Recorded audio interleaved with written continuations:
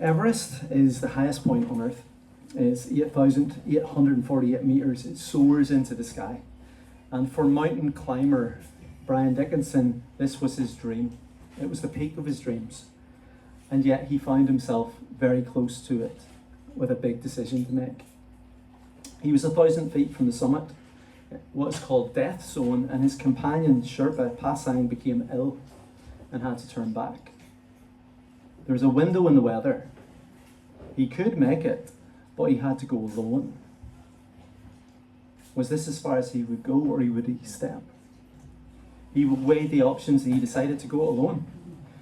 And 4 hours later, he had solo summited the highest peak in the world, and he celebrated. He took pictures, he radioed back down, and then came the descent.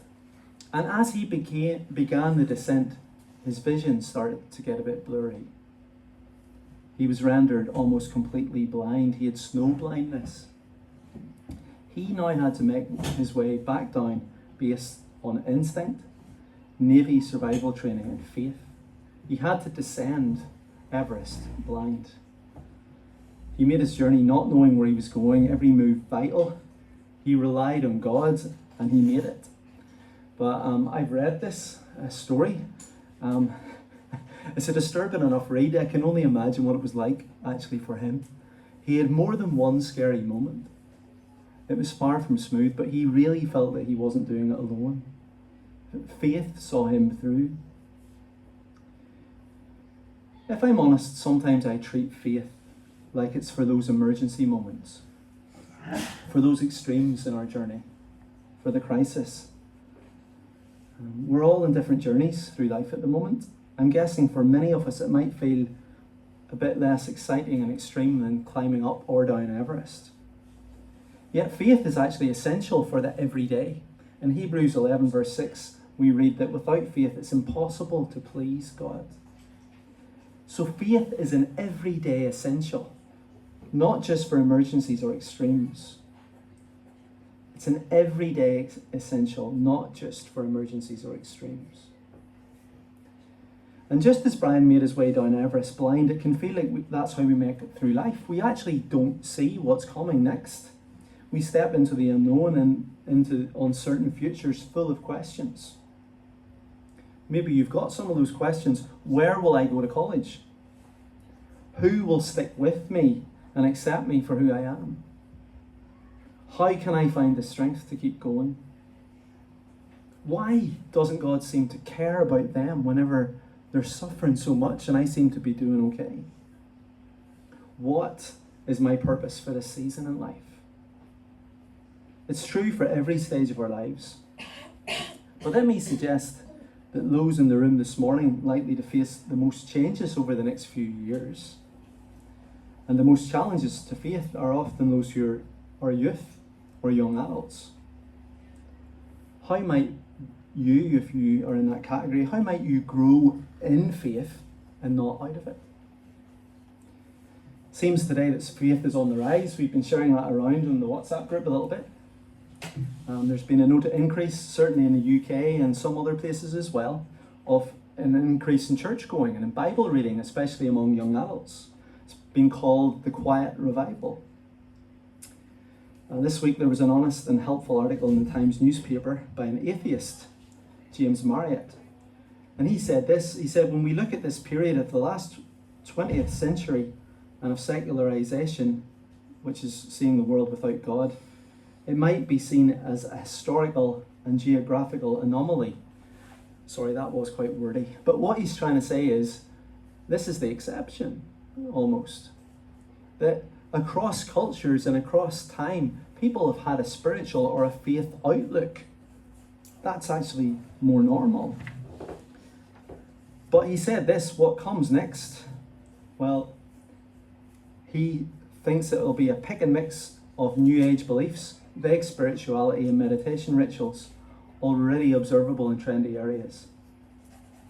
An individualized, kind of tailor-made, take it as you would like, vague kind of faith. That vague spirituality actually isn't very different from what some people who had a nominal Christian belief before would have thought. You know, that idea of faith just being that feeling you have, that kind of sense that everything's going to be okay, or that idea that there's somebody out there for good, but it's all very misty.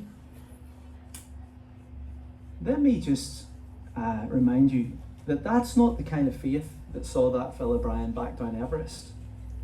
He didn't just hope it would be okay. He relied on practices and understandings of mountaineering that were ingrained through years of training and practice. He trusted in a God who he had a real and robust relationship with. His faith wasn't some kind of wishing for better or a leap in the dark. It was reasoned and it was resilient. So as we begin this journey in a series of faith, let me encourage you not to settle for some vague and uncertain notion of a God who might be out there and might be okay with you. Let's leave that behind. Let's step out towards a God who is calling a people to himself, who he chooses to bless for the good of others. That's what we do today when we follow in the footsteps of Abraham. Abraham is described as the father of faith. We find his story here in Genesis, but it's developed across the whole Bible through the Old Testament and into the New. And time again, we're pointed to him as a pioneer and even a mentor in the ways of faith. So let's jump into the story today. Firstly, his barren backstory, Abraham's past, in verses 27 to 32. Actually, it's his father who is named. It's Terah's family line that we read in verse 27, the account of. Terah became the father of Abram there in Haran, and Haran became the father of Lot. And while his father Terah was still alive, Haran died in Ur of the Chaldeans, in the land of his birth. Here's a family line, and it's a story that has not been easy. Abraham's father encounters every parent's nightmare. He buries his child. Grief and pain flood in, no doubt, as there's death in the family. And yet we also see happiness. There's weeping, yet also rejoicing. Abram is married to Sarah. But no longer do we see that, then it's washed away by the news that she's barren. She has no child. And throughout Genesis, there's a hope in these stories, these family lines, and we're being drawn to see where God might bring a promised one who will come to rescue. But our hope is set up with Abraham, but it's dashed really quickly. In verse 31, they set out from Ur towards Canaan. They settle in Haran. It's a considerable 550 miles, but both Ur and Haran are actually centres of moon worship. That's where Abraham's family begins. Worshipping idols, not the true living God. Here are the marks of sin in this world: death, barrenness, and worshipping idols. The story of this family is the story of humanity. At the very start of Genesis, we've read how God began, how he created this world, and how we as humans are made beautifully in God's image, created to be like him, and yet we are sinful. We've chosen to say no to him and to live our own way, and God's beautiful creation is marred by sin. And so from Genesis chapter 3 to 11, we read of this spread, of this corruption of this world in which we live. So let me ask you today what your backstory is. Living in a world like this, I don't have any doubt that for some of us, and all of us actually, we bear the marks of the barrenness due to sin in this world. Life in a broken world that is far from the goodness, blessing, and life in the beginning. We have such in our lives too, around us, but also such sin in us, and we're powerless to save ourselves. That is our story as well. Andrew Reid, talking about these verses in Genesis, says this: "It's as though Sarah's barrenness is a symbol of where all humanity ends when we're left to our own. We are unable to invent our own future, and we're crying out to God to change things. We are at a dead end, and God only can bring change. And into such helplessness comes the Word of God." There's a blessed beginning. Secondly, Abraham's call. Chapter 12, verse 1, "The Lord said to Abram, 'Go from your country your people, your father's household to the land I will show you. I will make you into a great nation. I will bless you. I will make your name great, and you will be a blessing. I will bless those who bless you, and whoever curses you, I will curse. And all peoples on earth will be blessed through you. God's call to Abraham is stark and uncompromising. He's concerned much more with what he should leave than giving him a direction of where to go. Leave your country, leave your people, leave your father's household. Everything that was tried and trusted, all that he knew and loved, and he found his identity and security in. Everything he knows for what is unknown. To trust a God who will show him the land ahead. As big a challenge as this is, this call is put into the shadow by the greatness of God's promises to Abram in verses 2 and 3. I will make you, God says. It echoes the making that he has in the beginning in Genesis 1 and 3, where God said, let there be light. God is speaking again and to create in this family, in this people. He created the world with his words, and here we have a new beginning. He's bringing life, he's recreating. But this time the focus is more particular. He's creating a people who he will bless. A people who he will give a land to and who he will bless. 5 times here you hear that word of God blessing or bringing blessing. It's what he loves to do. When he made the world, he blessed it. And even when it was cursed and judged due to sin, in the midst of that, again, he speaks restoration, renewal, blessing. How gracious he is. More than any of us deserve, more than Abram deserves. He's taken from worshipping the moon to worshipping the living God.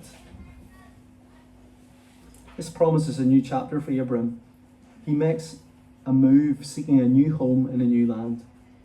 And also a new family who will grow into a great nation. It's a new chapter for God's chosen people. This is the birth of his people, who we read in the Old Testament are his covenant people, who he makes an agreement or promise with, who he puts his love on in a particular way, who he makes an example of. It's like he takes one people and says, you want to see how generous and gracious I am? Look at this people. Look at my chosen people. All peoples, though, on earth will be blessed through them. This is good news, not just for them, but for the whole world. As God makes a new start, he brings blessing. And strange as it may seem, as I look today and look out in this room and look at you, I see that God has kept this promise. This promise to Abraham years ago. Because he is creating a people who are blessed in Jesus from many nations. This is something true of us as a church family. We celebrate our unity and diversity from a beautiful breadth of backgrounds and backstories. It includes different cultures coming together in him. It's who we are, but it's what we're for. We want to grow into our vision of blessing people of Ferrybank, the surrounding region, but the ends of the earth. It's in the reality of who God has made us to be as a group of people. My plans this week have changed, but I was due to be sharing with a group of church planters this week, and I did the number count. So I got to 29 adults that we have connected with us at the moment. From, I think I got 8 different nations in our midst. And about half of those, 14 of those might be from Ireland somewhere, 3 of them from the north. We'll not get into that discussion. Well, there's 8 or 9 nations. But we are from many different places. There's Brazil. There is, I'm not even going to start because I'll leave somewhere out. But we are spread and we're here. I wonder, can you see some of that? Do you sense some of that? In fact, do you smell some of that? It's in the kitchen, seeping its way through to us, and that we bring some of the difference of who we are when we eat around the table. This is some of how God has kept his promise through Jesus. He has blessed the people from many nations and for many nations. He is building his church, a people called out. who are blessed and who are part of what he is doing in you. Abram here, then we read, what will he do with God's words? He's got a decision to make. And we are only here today because of Jesus, yes, but actually we're only here today because Abraham said yes to this. Because Abraham had the faith to break new ground. In verses 4 to 9 of chapter 12. He took the decision to leave his country and his family for this promise. He trusted God for a child, even though his wife was barren and he was well on in years. This involved risk. But he moved. He left it all and he stepped out with God. Verse 4, Abram went as the Lord had told him. Lot went with him. Abram was 75 years old when he set out from Haran. He took his wife Sarah, his nephew Lot, all the possessions they'd accumulated, all the people they'd acquired in Haran, and they set out for the land of Canaan and arrived there. Verse 5, he takes what? He takes all that he has. This isn't an exploratory mission. This isn't dipping your toe in the water. This is Abram all in with God. He's stepping out with him. And as he makes his journey, these verses capture the forward thrust. They set out, they go forward. Verse 5, he focuses on what's ahead of him. He steps into what God is speaking. We heard earlier this morning at the beginning, Hebrews 11 and 8, by faith Abram, when called to go to a place he would later receive as his inheritance, obeyed and went, even though he did not know where he was going. And in verse 5, he might have arrived, but that doesn't mean for a second he's going to settle. He's on the move. That's the life of faith, on the move. And really what we have in these verses 5 to 9 are his blog entries, or the pictures he shares with us of the land. Shechem in verse 6, he builds an altar and worships. He moves on, verse 8, to Bethel and Ai. He pitches his tent and worships. In verse 9, he's moving on to the Negev in the south. He continues to uproot his tent. He doesn't allow himself to settle. He looks at the map. If we look at the map, here he moves from north to south in the land. He moves initially from over here to Canaan and then through Canaan. He's living and worshipping there. He has arrived, but he doesn't possess the land, not by a long shot. But it begins with a promise. All that God says he will do in the future. And these promises that we have in Genesis 12, 1 to 3 are like promises that the rest of the Bible does a progress report on. At different times we're brought back to them to see where are we at, especially in the first 5 books of the Bible, called the Pentateuch, which brings us right up to the border of the Promised Land, which was to be their home. But these promises point forward still, because in some ways these promises are fulfilled in Jesus, but they're still to be fulfilled, because we're still short of all nations and all people being blessed in Abraham. But just as Abraham knew the sharpness of God's call in him, so did Jesus' disciples. Jesus begins with words to them and says, "Follow me." And they left everything for him. And if you're his disciple today, the call is the same. It's to leave behind our old way of life, where we seek security in ourselves, where we hang on to our sin. We leave that behind and we follow him into newness of life and blessing. We find our identity and security in him. And I'm aware that many in this room can identify with Abraham, because you've made a journey to get here. You've made a move to get here. You've maybe moved from a different country, or you've moved from this country to somewhere else and come back, or you've moved around this country. You've moved.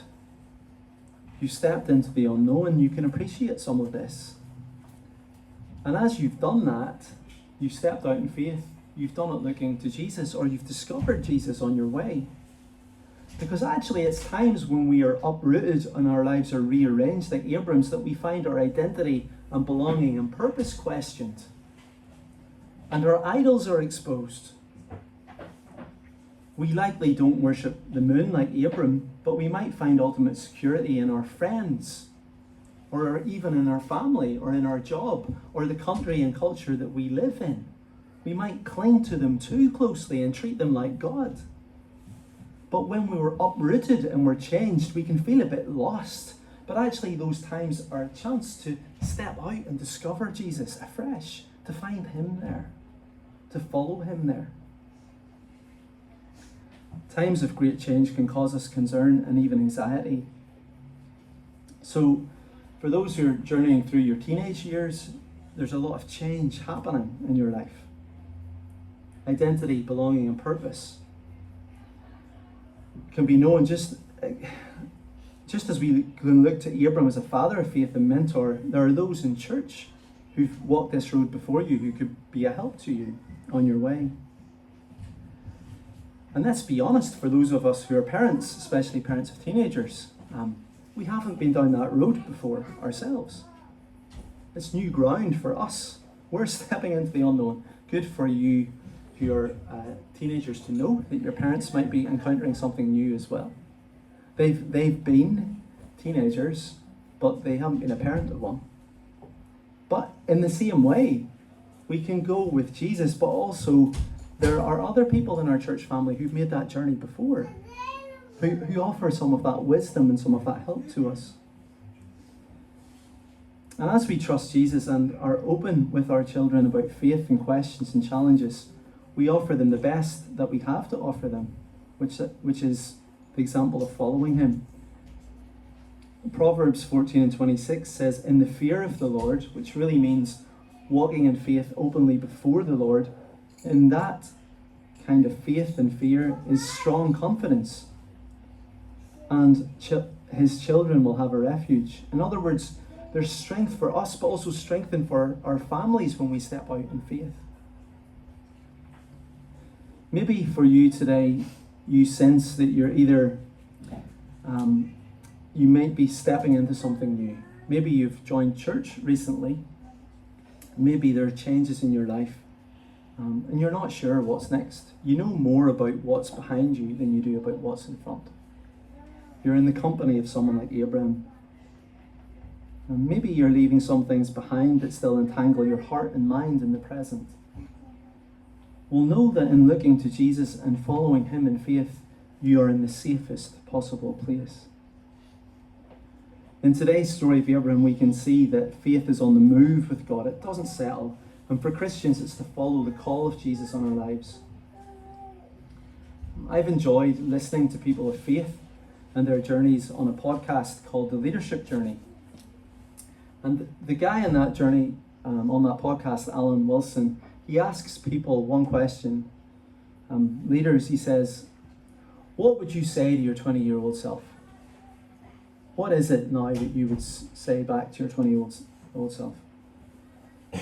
So last year I was in a strange position, a privileged position, to be interviewed on the podcast as the book that I'd written about recovering life was being launched, and I was faced with that question. So what would I say to my 20-year-old self?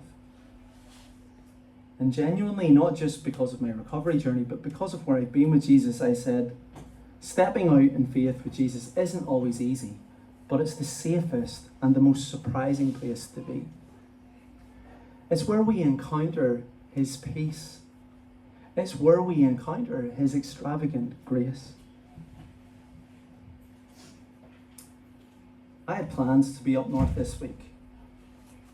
The rooms I'd find myself in this week are not the rooms I thought I would be in. I thought I was going up for work to be having meetings with church leaders. I'll be supporting family. I'll be in a hospital scenario. We have a family here in church who've recently been in Brazil, and they've come back to Ireland. They didn't expect to be going back to Brazil so soon. They didn't expect that they would be going back for the reason that they are. They're going back to deal with death. And it just underlines afresh how unknown our path is. But we need not fear. The one who's gone before us, we have Abraham, who's the father of faith, but Jesus is described as the pioneer of faith. Jesus is the one we can fix our eyes on because he endured the cross for the joy before him. He is risen again. So even if you walk dark paths and shady, shadowy places at the moment, if death is close, you needn't fear, because we follow the crucified and the risen Lord. No matter how barren or broken it might seem to be for you in the present, there is blessing that is coming in the end, but also before the end, because Jesus is kind to us. So wherever you find yourself today, whatever season you're in, whether it's a new one or whether it's just the same old, meet him there. Greet him there. Expect him there. Because he's speaking to each of us today afresh. He's looking for each of us today and he's saying to us, follow me. Will you have the faith that moves with him? Let's pray together.